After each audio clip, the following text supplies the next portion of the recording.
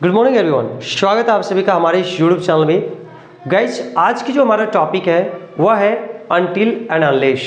तो समझिए सबसे पहले कि अनटिल और अनलेस का मतलब क्या होता है। देखिए, अनटिल का मतलब होता है जब तक नहीं, and it shows time. Until जो होता है उस समय का बोध कराने के लिए अनटिल का प्रयोग किया जाता है, और अनटिल का मीनिंग होता है जब तक नहीं, राइट। एंड अनलेस, अनलेस का मतलब होता है यदि नहीं या तो अगर नहीं। And unless is used to show condition, और अनलेस का जो प्रयोग किया जाता है वो कंडीशन को शो करने के लिए किया जाता है। कंडीशन का मतलब शर्त। And until for time and unless for condition. And one more thing guys, जब आप इसे सेंटेंस में यूज कर रहे हैं तो फिर आपको नोट वाले नेगेटिव वर्ड्स का जिक्र ही नहीं करना है, नेगेटिव सेंटेंस का जिक्र ही नहीं करना है, क्योंकि इसमें ऑलरेडी आपका नोट आने नहीं लगा हुआ है। इसका मतलब ही होता है अगर नहीं या जब तक नहीं, तो फिर you don't need to use negative words in the sentence. चलिए देखिए, अब मैं आपको दो तरह का सेंटेंसेस बोर्ड पे दिया हूं। पहला सेंटेंस है जब तक वह नहीं आती तुम कहीं मत जाना, एंड सेकंड सेंटेंस इज मैं उसे पीटूंगा अगर वह मेरा पैसा नहीं लौटाएगा। अब दोनों सेंटेंस को ट्राई टू आइडेंटिफाई, क्या दोनों सेंटेंस में कुछ अंतर आपको लग रहा है?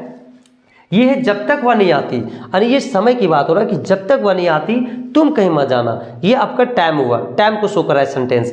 एंड दूसरा है मैं उसे पीटूंगा अगर वो मेरा पैसा नहीं लौटाएगा। देखिए शर्त क्या है, अगर वो पैसा नहीं लौटाएगा तो मैं उसे पीटूंगा, तो ये कंडीशन को शो कर रहा है। तो आप खुद ही समझ सकते हैं, you can understand where until will be used and where unless will be used. तो पहला जो सेंटेंस है टाइम को शो करता है, तो यहाँ पे हम लोग क्या करेंगे, अनटिल से सेंटेंस को बनाएंगे। तो पहले हम लोग क्या लिखेंगे, जब तक वह नहीं आ जाती तो क्या लिखेंगे, अनटिल शी कम्स, जब तक वह नहीं आती अनटिल सी कम्स। एंड अगर ये सिंपल प्रेजेंट टेंस का सेंटेंस, इसलिए मैंने यहाँ पे लिखा until she comes, but if you write until she doesn't come, that will be wrong, वो गलत हो जाएगा, दैट विल बी इनकरेक्ट। ठीक है, अनटिल सी कम्स कॉमा तुम कहीं मत जाना, don't go anywhere, don't go anywhere.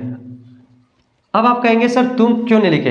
देखिए गाइस, यहाँ पे तुम लिखने की जरूरत ही नहीं, क्योंकि इंपरेटिव सेंटेंस में हम लोग सब्जेक्ट का जिक्र करते ही नहीं है। Don't go, don't come, like this हम लोग लिखते हैं। ठीक है, तो until she comes don't go anywhere, इस सेंटेंस को आप ऐसे भी बना सकते थे, don't go anywhere until she comes, don't go anywhere until she comes, right.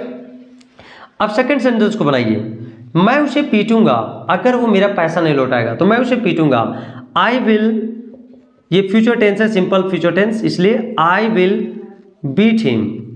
अब यहाँ पे अगर नहीं, तो अगर नहीं इसके लिए क्या कहेंगे, अनलेस का प्रयोग करेंगे, unless I will beat him unless वो मेरा पैसा नहीं लौटाएगा, unless he returns my money.